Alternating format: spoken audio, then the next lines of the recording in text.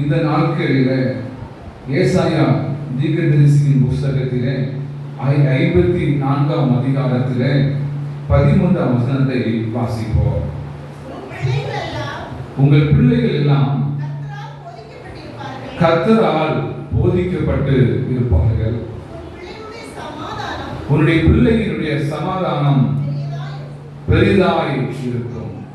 உங்களுடைய பிள்ளையினுடைய சமாதானம் பெரிதாய் இருக்கும் என்று வேத வசனத்தின்படி தேவன் உங்களோடும் என்னோடும் பேச அவர் உண்மை உள்ளவராக இருக்கிறார்.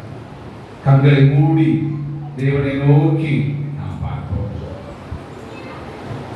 பேசும் பேசும் ஜெபம் செய்யும் போது ஆண்டவா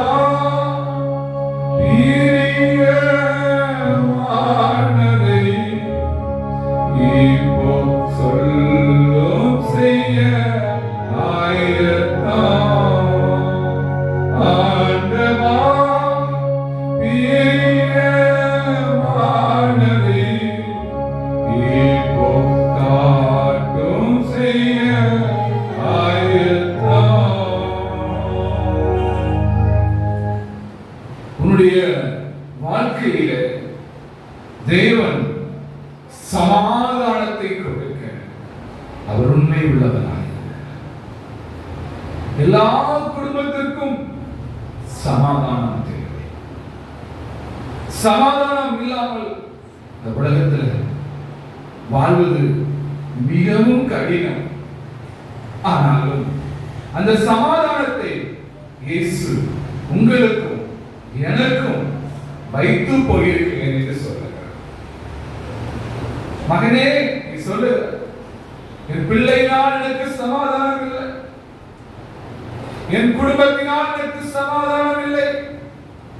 மகளே, நீ சொல்லுகிறாய், என் கடன் பிரச்சனையினால் எனக்கு சமாதானம் இல்லை, என் குடும்பத்தை நினைத்தால் எனக்கு சமாதானம் இல்லை, என் வாழ்க்கை முடிந்து போகிறது என்று நினைக்கிற மகனே, மகளே, தேவன் சொல்லுகிறார், முடிந்து போனதை முடியாததாக, முடியாத எல்லாரும் சொல்லலாம், கர்த்தர் சொல்லுகிறார் அதை ஜீவன் உள்ளதாக, அற்புதம் செய்கிறதாக, விடுதலை கொடுக்கிறதாக, உயிரோடு எழுப்பவும் இயேசு உண்மையுள்ளவராக இருக்கிறார்.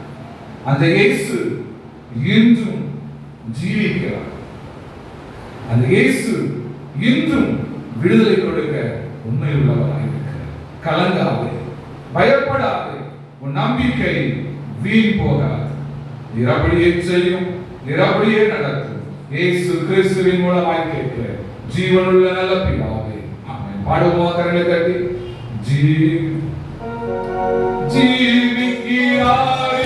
ஜீவிக்கிறார், என்னுள்ளத்தில் அவர் ஜீவிக்கிறார். நல் துணை அவர்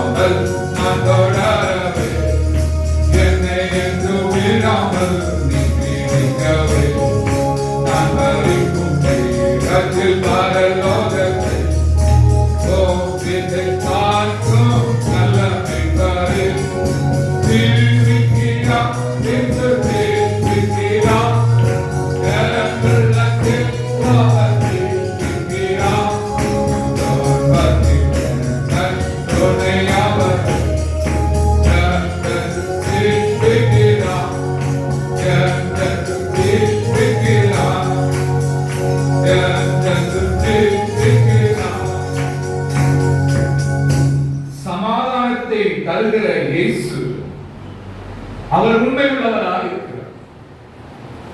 அவரால் செய்யக்கூடாத காரியம் ஒண்ணுமே கிடையாது. அதற்கு ஆதாரமாக யோவான் 11ஆம் அதிகாரம் 32ஆம் வசனத்தை வாசிக்க கேட்போம். இயேசு இருந்த இடத்தில் அவரை கண்டவுடனே ஆண்டவரே, நீர் எங்கே இருந்தீரானால் என் சகோதரன் மரித்திருக்க மாட்டான் என்றார். நீர் இங்கே இருந்திருந்தால் என் சகோதரன் மரித்திருக்க மாட்டான் என்று கேட்கிறார். ஆண்டவருக்கு தெரியும். என் மகளை நீ சொல்லுகிறா, என் ஆண்டவர் எனக்கு இல்லையா? என் ஆண்டவர் என்னை கைவிட்டு விட்டாரா? என் ஆண்டவர் என்னை மறந்து விட்டாரா? அவர் இருக்கிறார். அவர் இருக்கிறார். உன் வேதனையை அறிந்திருக்கிறார், உன் துக்கங்களை அறிந்திருக்கிறார், உன் கண்ணீரை அறிந்திருக்கிறார், உன் குமுறுதலை அறிந்திருக்கிறார். எல்லாம் முடிந்து விட்டது. சொல்ல போனா லாசருவை குறித்து இந்த இடத்தை நாம் பார்க்கிறோம். இந்த அதிகாரத்திலே முதல்ல இருந்தே அது நிறைய கொடுக்கப்பட்டிருக்கு. அவன் வியாதியா இருக்கிறான். அப்பொழுது இயேசுவுக்கு தகவலுக்கு போகிறது. இயேசு எல்லாவற்றையும் அறிந்து கொண்டு இருக்கிறார். ஆனால் தன்னுடைய ஊழிய பணிகளை அவர் செய்து கொண்டே இருக்கிறார். இதை விலைக்கு பேச வேண்டாம், அநேக நேரம் ஆகும். அது ஊழிய பணிகளை செய்து கொண்டே இருக்கிறார். எல்லாரும் சொல்றாங்க, ஆனால் அதுக்கு முன்னாலே சொல்லுகிறார் அநேக காரியங்களை. அந்த ஆண்டவருடைய வார்த்தை அநேக சொல்லப்பட்டு இருக்கிறது. அவர் சொல்லுகிறார், 11 வசனத்தை வாசிப்போமா? 10 வசனத்தை வாசிப்போம். 11 அதிகாரத்துல 10 வசனம். ஒருவன்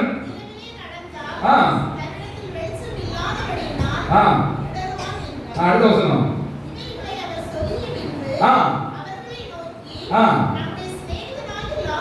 தன்னுடைய சிநேகிதனாகிய லாசரு நித்திரை அடைந்திருக்கிறான், நான் அவனை எழுப்ப போறேன் என்று அவர் வார்த்தை சொல்லியிருக்கிறார். உங்கள் வாழ்க்கை நித்திரை அடைந்து போக இருக்கிறதா? தேவன் சொல்லுகிறார், நான் எழுப்புவேன். நீ அதற்கு ஆயத்தமா? விசுவாசமா இருக்கிறாயா? நம்பிக்கையா இருக்கிறாயா? பொறுமையா இருக்கிறாயா? நடக்குமா? நடக்காதா? கிடைக்குமா? கிடைக்காதா? நம்பிக்கையற்றவனாய் அழைந்த வேளை உள்ளம் உடைந்து போகலாம், உள்ளம் குழம்பி போகலாம். தேவன் சொல்லுகிறார். அதுக்கு அடுத்த வாசிப்போம். 14 வசனத்தை வாசிப்போமா?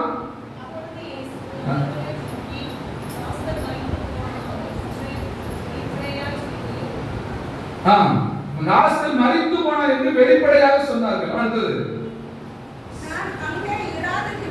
நான் அங்கே இராதிருந்தால் விசுவாசம் உள்ளவர்களாய் இருப்பதற்கு ஏது உண்டாகும் என்று உங்கள் நிமித்தம் சந்தேகப்படுகிறேன்.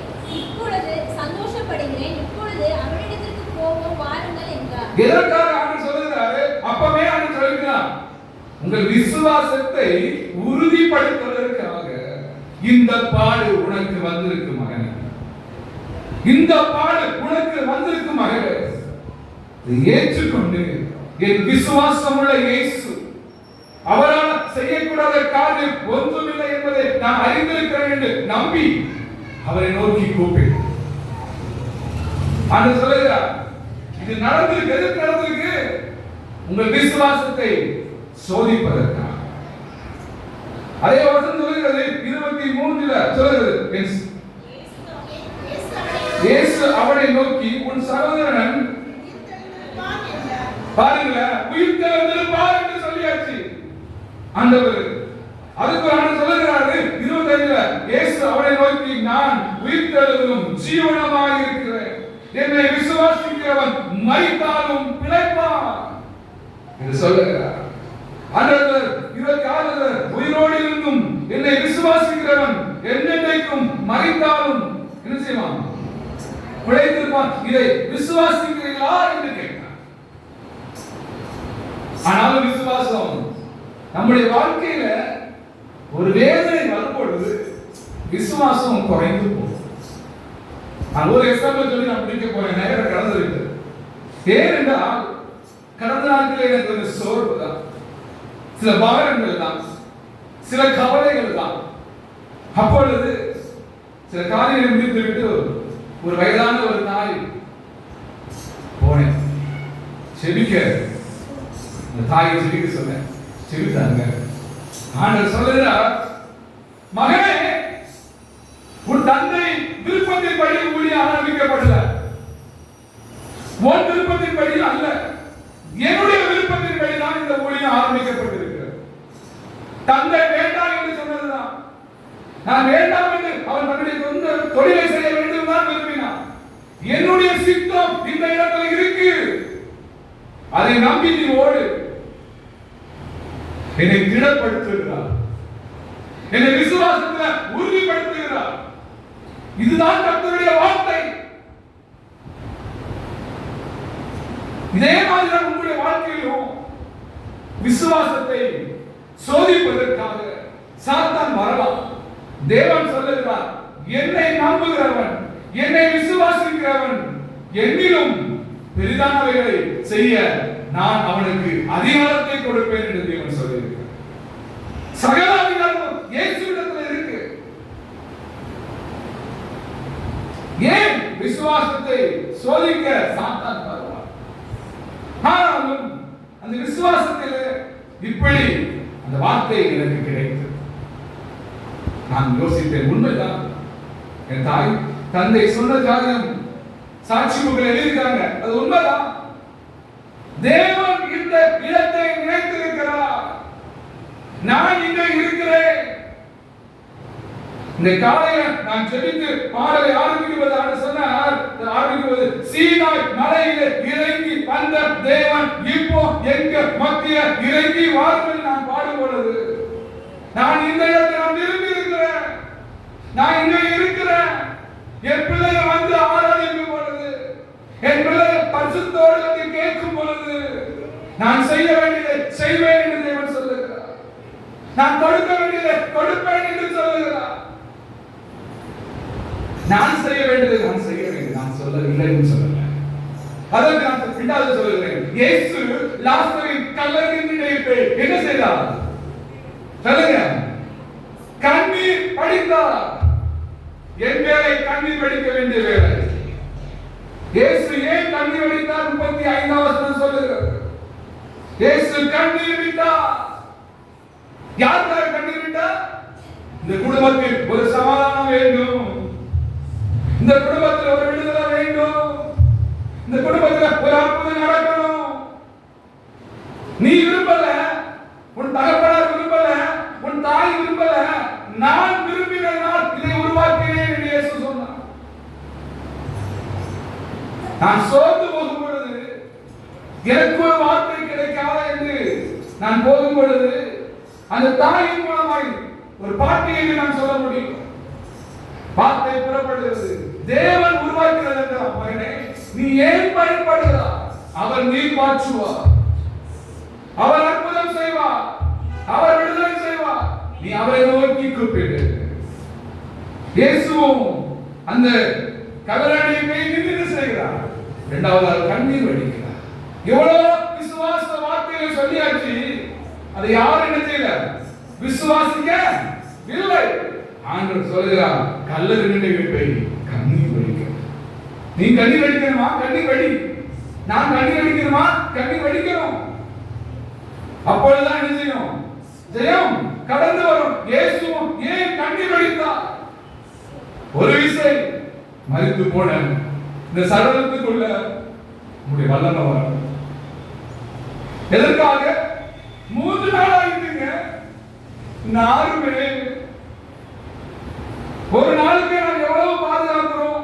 ஒரு சரீரத்தை பாதுகாக்க வேண்டுமானால் அது 3 நாள் ஆகிட்டது. யாருமே எல்லாம் வந்தாலும் அவர் கண்ணீர் வடிக்கிறார். என் பிதாவால் அது செய்யக்கூடாத காரியம் ஒன்றும் கிடையாது. அவர் சகலத்தையும் செய்வார். முதலாவது விசுவாசிக்கணும், இரண்டாவது கண்ணீர் வடிக்கணும், மூணாவது தேவன் சொல்லுகிறார். என்ன சொல்றாருமா? உங்கள் கட்டுகளை 29ஆம் வசனத்தை வாசிப்போம். கல்லு புரட்டப்பட வேண்டும். உங்களிடத்துல அடைக்கப்பட்ட காரியங்களை புரட்டணும். இரண்டாவது காரியத்தை ஒதுக்கணும். நான் வச்சுட்டே இருப்பேன். இது 6வது சொல்லியாச்சுன்னா தூக்கிடுங்க. இது வேண்டாம்னா தூக்கிடுங்க. வச்சுட்டே இருக்காதுங்க. அது தேவனுக்கு பிரியமில்லாத காரியம். அந்த கல் புரட்டப்பட்ட எடுக்கப்பட்டது, எடுத்து கொடுங்கள் என்று சொன்னார். ஆண்டவர் அது சொல்லுகிறார் 40ஆம் வசனத்திலே, வாசிப்போமா? இயேசு அவனை நோக்கி, ஆ. விசுவாசித்தால் ஆ. தேவனுடைய மகிமையை காண்பாய் என்று ஆ. நான் உனக்கு சொல்லவில்லையா என்றார். அடுத்ததாக வாசிப்போம். அப்பொழுது மரித்தவன் மரித்தவனை வைத்துக்கொண்ட இடத்தில் இருந்த கல்லை எடுத்துப் போட்டார்கள். இயேசு தம்முடைய கண்களை ஏறெடுத்து, பிதாவே, நீர் எனக்கு செவி கொடுக்கிறபடியினால் பாத்தீங்களா? பிதாவே, நீர் எனக்கு செவி கொடுக்கிறபடியினால். நீங்க நான் ஜெபித்தால் இப்பொழுது இயேசு செவி கொடுக்கிறார், கொடுக்கலையா? எல்லாரும் அந்த அனுபவத்தை பெற்றுக்கலையா? சொல்லுங்க, எனக்கு ஆண்டவர் செவி கொடுக்கல, எனக்கு அற்புதம் செய்யறது யாராவது சொல்ல முடியுமா? சொல்லவே முடியாது. இதே விசுவாசத்தோடு தான் இயேசு கேட்கிறார், நீர் எனக்கு செவி கொடுப்பீர் என்று நான் அறிந்திருக்கிறபடியினால்.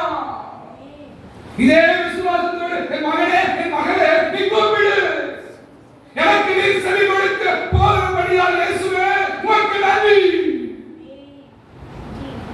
என் கட்டுகளை அழுப்பி, என் தடைகளை மாற்றுவி, என் போராட்டங்களை மாற்றுவி, என் நிந்தையை மாற்றுவி, என் கடன் பிரச்சனையை மாற்றுவி. தேவன் இயேசு உனக்கு செவி கொடுப்பார், செவி கொடுப்பார். அடுத்ததாக சொல்லுகிறது, லாசருவே நீ வெளியே வா.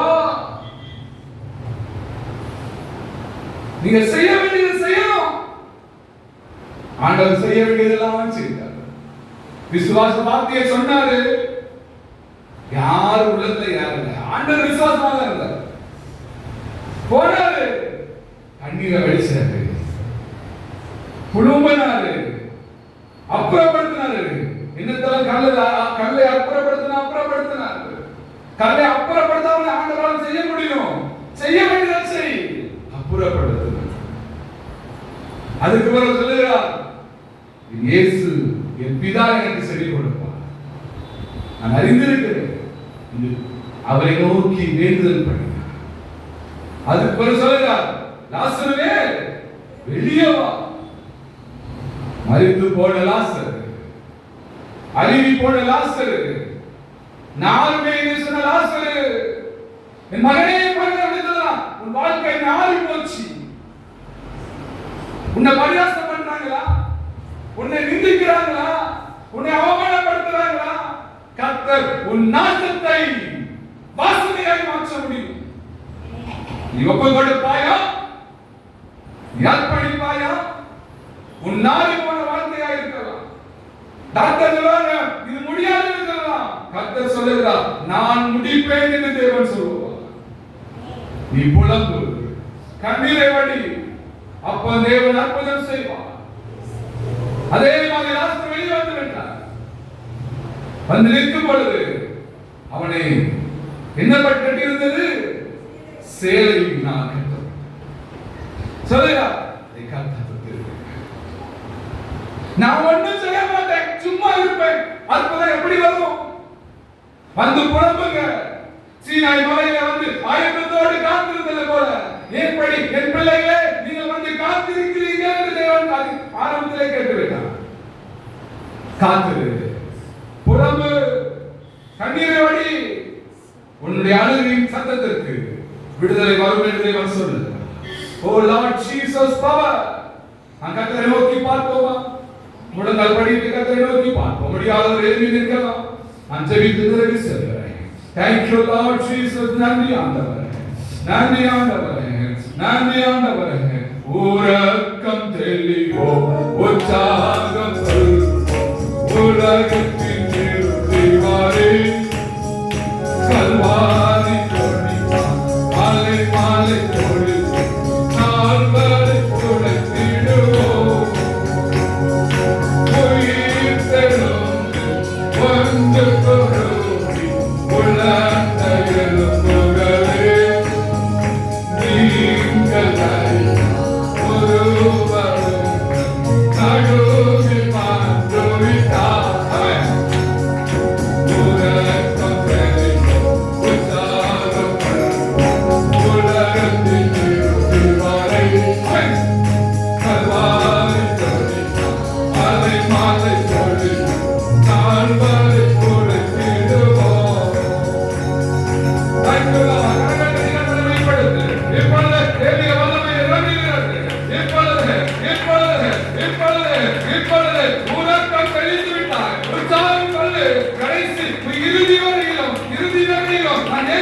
காலம் வாழ்வேன் அப்படி ஒரு தடைகள் மாறுகிறது. இருதய வழி இப்பொழுது நிர்மூலமாக்கப்படுகிறது. இருதயில் எப்பொழுதும் ஒரு படபடப்பு வந்து இதை பயமுறுத்துகிறது. இருதய வழியா இருக்குமோ, காற்றா இருக்குமோ, நெஞ்சு வழியா இருக்குமோ என்று கலந்துகிற மகளே, இப்பொழுது அது மறைகிறது. இப்பொழுது மறைகிறது. இப்பொழுது கட்டு அழுக்கப்படுகிறது. உன் காற்று பயம் இப்பொழுது முதுகு வலி இப்பொழுது மறைகிறது. இப்பொழுது மறைகிறது. கட்டுகள் அழுக்கப்படுகிறது. அல்லேலூயா. மகளே, உன் குடும்பத்தை கட்டி வைத்திருக்கிற கொள்ளாத கிரியைகள் இப்பொழுது புரட்டி தள்ளப்படுகிறது. புரட்டி தள்ளப்படுகிறது. இப்பொழுது அப்புறப்படுத்துகிறார். இயேசுவின் வல்லமை, இயேசுவின் மகிமை, வீட்டுள்ள இயேசுவின் வல்லமை இப்பொழுது இப்பொழுது இப்பொழுது ஒவ்வொரு குடும்பத்தின் மேலும் ரெண்டு வரலாம். Receive. பெற்றுக்கொள்ளுங்க. Thank you Lord. Hallelujah. பாடுமா? உயிர்த்தெழுந்து வந்து கொள்ளாதே உலகங்கள் புகழை நீக்கதறினார் ஒருவரோ நடுவில் வாழ்ந்துவிட்டார்.